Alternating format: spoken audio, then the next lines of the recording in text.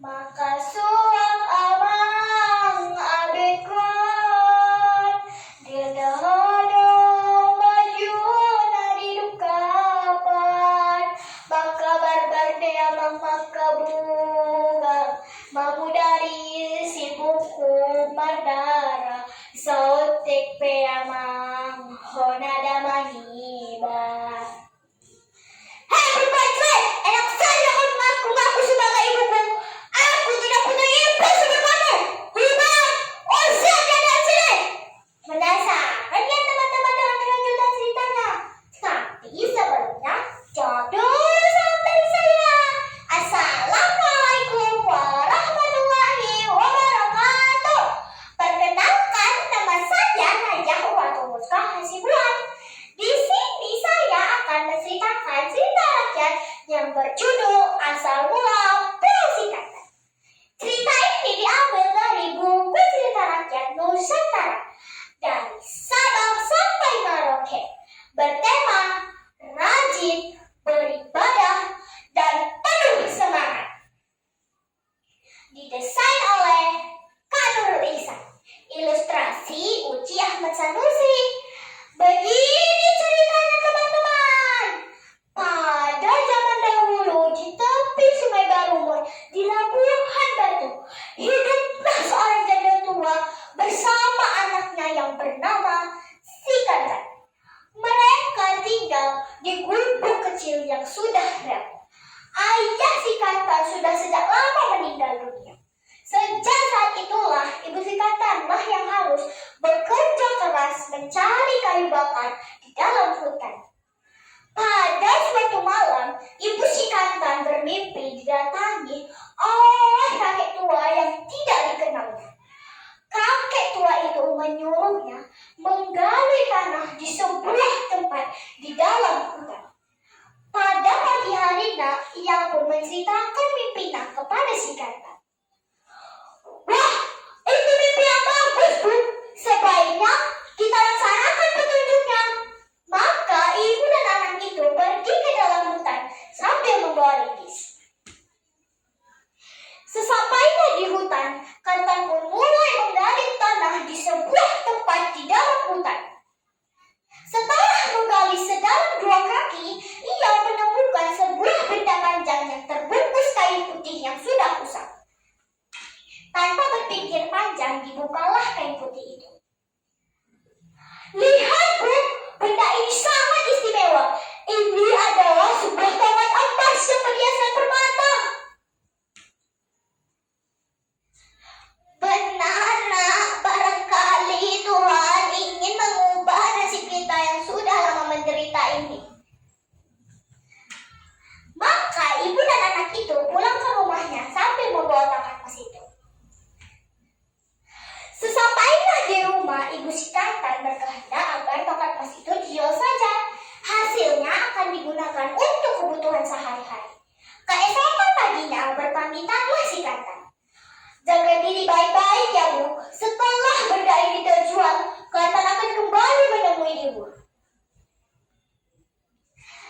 Baik, Nak. Hati-hati di jalan. Jangan lupa kembali kalau sudah berhasil.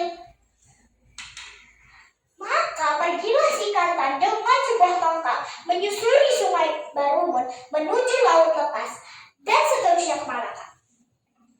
Setibanya di Malaka, ia pun langsung menawarkan tongkat emas itu. Namun tidak ada satupun pedagang yang mampu membelinya. Dalam perjalanan menuju ke pelabuhan, ia menemui beberapa hulu balai yang sedang berkeliling ronda di kota itu. Hei anak muda, benda apa yang sedang kau bawa itu? Tongkat emas, Tuan. Lalu ia menceritakan maksud kedatangannya ke kota itu. Bagaimana jika tongkat emas itu kamu jual saja kepada raja kami? Siapa tahu ia akan tertarik dengan bendamu itu. Maka Sikatan dibawa kepada sang raja untuk menghadap kepada sang raja. Sang raja pun mulai mengamati benda tersebut. Aduhai, istimewa sekali benda ini. Hei anak muda, aku sangat tertarik dengan bendamu ini. Tapi aku tidak akan membelinya dengan uang. Bagaimana engkau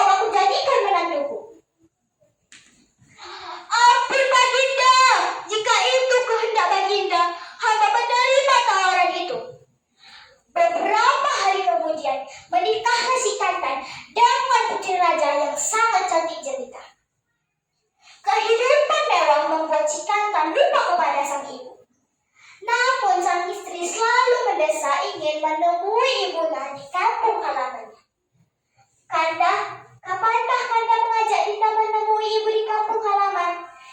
Iya Dinda, nanti kita menemui ibu. Mula-mula si Kantan enggan mengabulkan permintaan sang istri. Namun karena didesak oleh sang istri dan direstui Baginda Raja, Kantan tak bisa menolak lagi. Dengan kapal pribadinya yang sangat mewah dan megah, Kantan dan istrinya beserta puluhan prajurit berlayar ke Pulau Sumatera. Setelah berhari-hari mengarungi Selat Malaka, akhirnya mereka berlabuh di kota kecil Labuhan Bilik. Hei, lihat itu!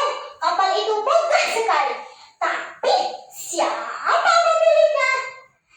Hei, lihat itu! Bukankah itu si Kantan, pemuda yang tinggal di gubuk kecil itu? Maka tersiarlah kabar bahwa si Kantan telah menjadi kaya raya. Berita tersebut terdengar oleh ibunya. Wanita tua itu sangat gembira karena anak yang ditunggunya selama bertahun-tahun akhirnya kembali. Dengan menggunakan sampan, ia pun mendayung sampannya dengan lebih kuat. Sesampainya di pelabuhan, ia pun langsung memanggili nama anaknya. Kantan, Kantan, anakku, ini ibumu nak, Kantan, anakku. Kanda, suara siapakah yang memanggil nama Kanda itu? Ah, itu hanya orang gila saja. Teriakan sang ibu terdengar semakin mendekat. Kantan, Kantan, anakku, ini ibumu datang nak. Kamu di mana nak? Kantan, anakku. Hei perempuan jelek, enak saja kamu mengaku aku sebagai ibuku. Aku tidak punya ibu sebelum kamu. Kantan, Kantan, anakku, ini ibumu nak yang telah melahirkanmu. Kantan, anakku.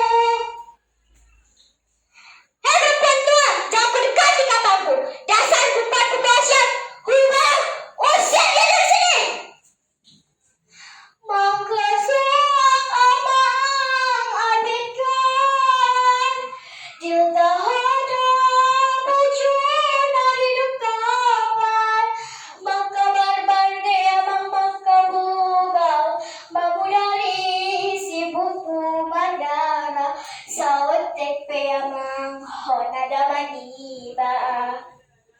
Perempuan tua itu bagai disambar petir. Dadanya terasa sesak, air matanya pun tak terbendung lagi. Sambil mengingat-ingat Allah, ia pun berdoa.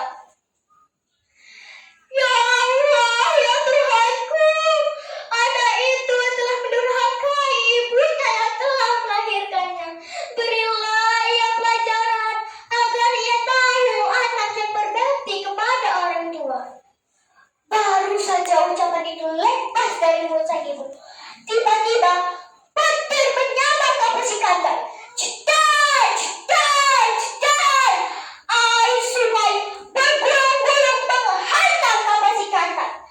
Tak ayal lagi, kapal si Kantan pun tenggelam ke dasar sungai. Setelah kapal itu tak tampak lagi, suasana kembali seperti semula.